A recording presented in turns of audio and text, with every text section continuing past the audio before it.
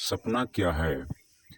तो सपना आपके अधूरे इच्छाओं की पूर्ति है, या यूं कहें कि आप जो दिन में सोचते हैं, तो मान मान लीजिए कि आज सोच रहे हैं कि मैं राजा बन जाऊं, तो ये बन तो नहीं पाएंगे आप, या नहीं हो पाएगा वो चीज।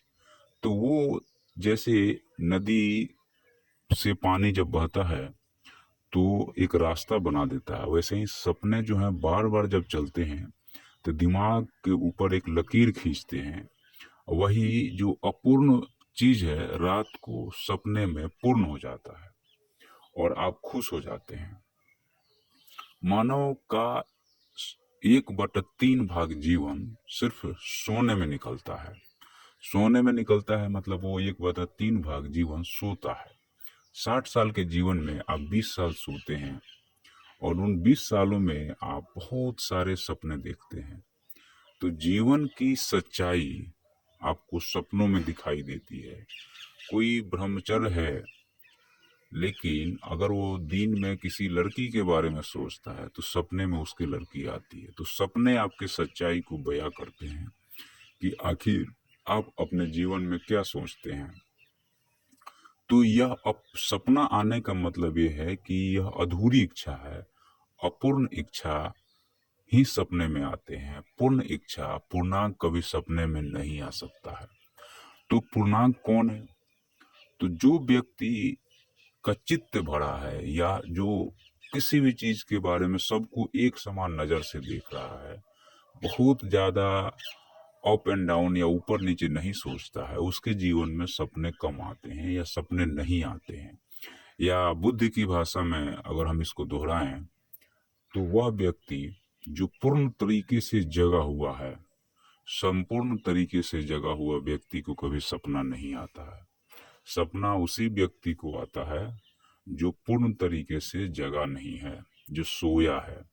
जगे हुए में वह सोता है और सोते हुए में वह जगता है। वह उल्टा चलता है।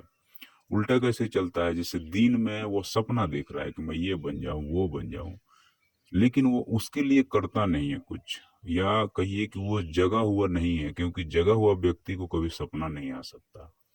और सपना उसी व्यक्ति को आता है जो सोया रहता है। तो दिन में जो आप सोचते हैं, तो अगर मान लीजिए कोई चीज के बारे में आप सोच रहे हैं और अगर सही तरीके से आप जगे हुए हैं तो उसका समाधान आपको तुरंत मिल जाएगा।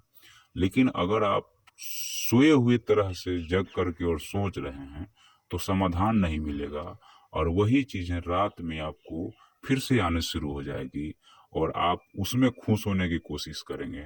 एक अधूरे मन की पूर्ति की जाएगी सपने के द्वारा।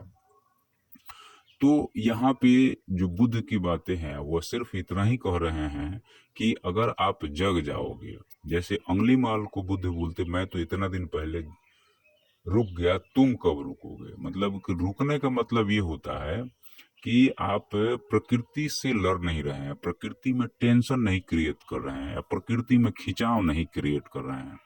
मतलब कि प्रकृति जैसी है, प्रकृति जैसी चल रही है, हम उसी तरीके से उसको मान लेते हैं। तो आप जो है सो, यह एक तरह से कहा जाए तो श्रद्धा भी इसका नाम दे देते हैं। श्रद्धा भी नाम दे देते हैं। संशय नहीं होना चाहिए अंदर से। तो यह पूर्ण तरीके से जगा हुआ व्यक्ति है जो देख रहा है चीजों को, लेकिन उसमें उसमें रुकावट नहीं पैदा कर रहा है।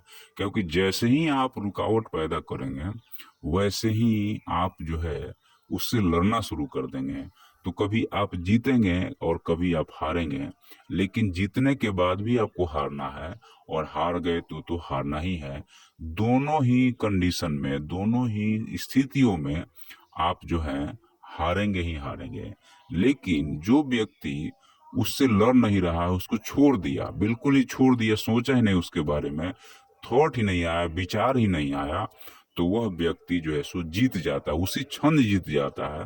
क्योंकि उसको फिर सोचना नहीं पड़ता है मुझे क्या करना है और क्या नहीं करना है। और जब सोचते नहीं है तो सपना नहीं आएगा, और सपना नहीं आने का मतलब आप पूरी तरीके से जीवन में जगे हुए हैं। आप पूरी तरीके से जो है सो आपका मन जो है सो जागृत है, और जागृत मन में कभी जीवन में सपना नहीं आ सकता है।